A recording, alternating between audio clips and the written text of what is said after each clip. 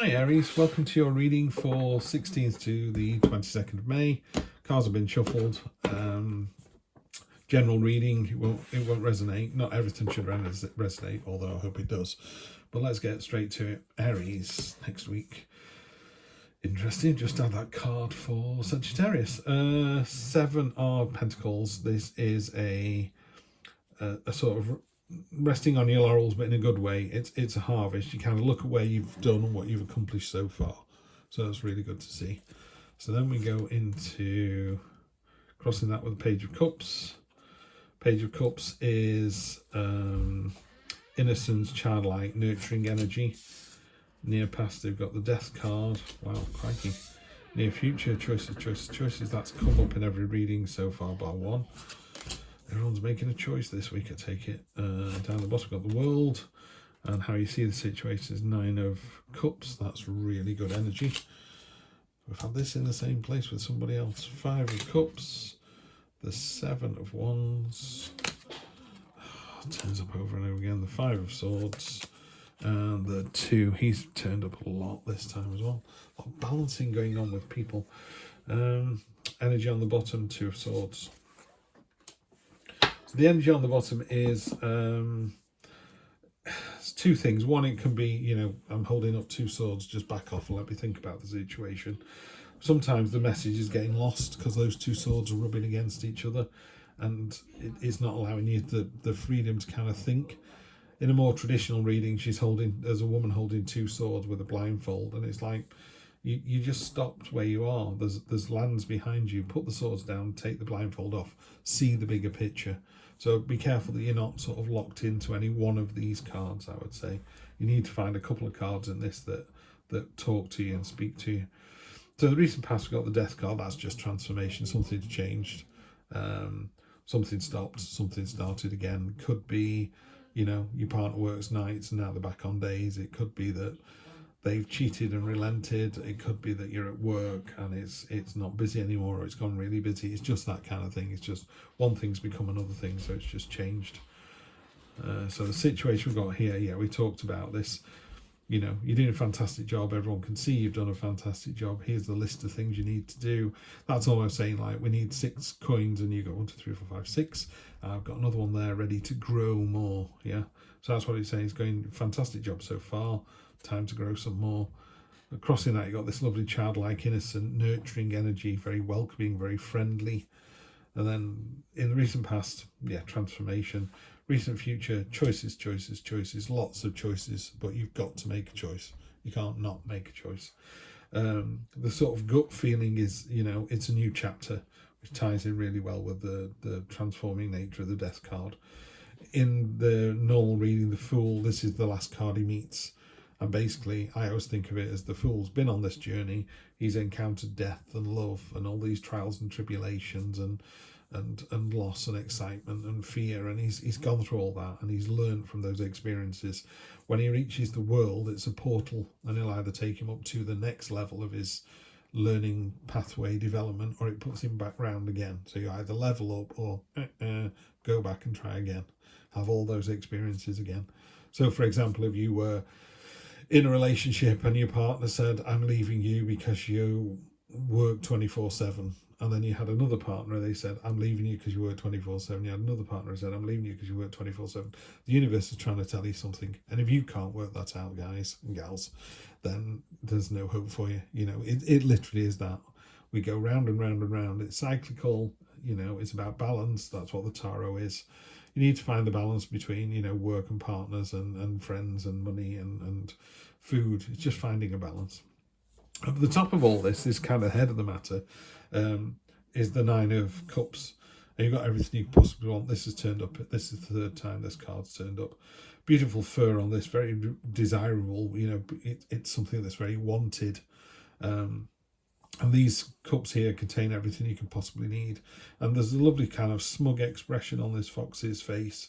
It's like, I've got everything I possibly want. It's an abundant card. After this, there's only the 10 of Cups, which is the Wish card. So it's a fantastic place to have your kind of headspace in. That's what you think the situation is, which is brilliant. Because then you come down to here, which is the situation and how you see it. which is the, this cup's smashed and made a load of noise, water's pouring out. These are all cracked as well, and there's water dripping down. And you can't see that one cup is still full. You're concentrating on the noise, the brash, the unnecessary, or the broken, can't do anything. These are all broken, is the message. It's like, it's not. You're missing that one isn't broken. Yeah. I was wondering if there was a crack in that one as well, but there's not. So yeah, these are all broken, although there's still some water in them, still some energy, and this one still holds water. So you've got to be careful you're not looking at what you've lost, what you could have had. It's a bit like, I wish I drove a Lamborghini, but you drive a really nice car and live in a really nice house. You could drive a Lamborghini, but you'd have to live in a 2-bedroom flat in a rough part of town. So choices to be made. And also, like I say, you've got to be careful you don't look at what you don't have, rather than what you do. Other people see the situation, as I call this, the lighthouse card. This is a cast iron pole, and you thumping out this message, and everyone else is just crashing against you. It's the warrior on the hill. He's knocking all the other people down, just getting tired of doing it, really, because any kind of conflict wears both parties down. So just be careful that you're not sort of, getting crushed by it all this week. This card has come up far too many times for my liking. It asks you, this card in the middle has chained all these others to it, and it's sucking the life and energy out of them. So it's doing really well at the expense of others. It's a card of selfishness and deceit. So in this hopes and fears card, it can be either. So it's either you're worried that you are going to become this person, or you're hoping that you become this person, which is a terrible thing to think. The only good side of this card, I mentioned it to some others in readings, is actually talking about short-term pain for long-term gain. So if you're going to make everyone work late this week because you need to get this job out, then they're all going to get a bonus. It's not telling them about the bonus because you want them to just do the job. That's great. Or your partner is being really miserly and not going out for food, but unbeknown to you, he's saving up to take you out for a fantastic, or they are taking you out for a fantastic meal, or taking you to Japan for a month. So it's got to be in context. So just be careful of that card. It is a card of selfishness and deceit. I don't mind people being selfish if there's a long-term gain. And then finally, the outcome is the Two of Pentacles, and that's about this ability to kind of juggle and control the situation, and you're doing a fantastic job on that. It just tempers it with just be really careful that it's not to the detriment of anyone else, and also it's not sustainable. So yeah, you're doing a great job this week and next week, but you can't keep doing this. So if you're, I don't know, relying on overtime to pay your bills, it's great at the moment. You're getting loads of overtime and you're earning twice as much as you normally would. But you've got to know that overtime is going to go away at some point, and then what happens? So I would say in that particular situation, make sure you bank some of the overtime money you get. So in the leaner months, you've got something to fall back on. And then finally, I'm just going to do a quick sort of 3-card wash up on this. Okay. King of Pentacles, this is the entrepreneur card. He's pointing at what he's created. He's created it with his own hands, stamina and tenacity. It's that lovely tenacious card. He's turned up in a few readings as well. But it's a lovely, powerful, knowing your own worth, knowing your own value. It's like, I'm really good at this job. I'm really good in this relationship. Check me out. And it's not in an arrogant way, just pointing at it going, check me out. It's a lovely card. The entrepreneur is absolutely spot on for that. It's someone who's got a great idea, and they're working the socks off to make their idea a reality.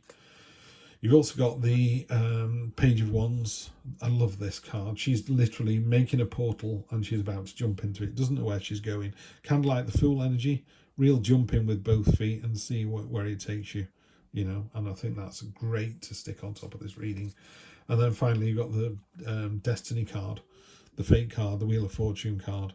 We don't know what the future holds. Something could come in from left field. So we just have to be as prepared as we can be with the balancing act that we're doing. Make sure we're not being selfish. Make the choice, and level up. There you go. I think if you do all that this week, you're going to find yourself leveling up. There's something that happened last week that's paved the way for this. The only 2 cards I would watch out for would be the 5 here, the 2 5s. 5s are quite, if you think about the solidity of a 3, You know, the growth of the 2, the solidity of the 3, that triangle that it makes, the real rigid foundational number 4. And then you get to the spiky number 5 that hasn't really got a flat edge, and it's hard to get.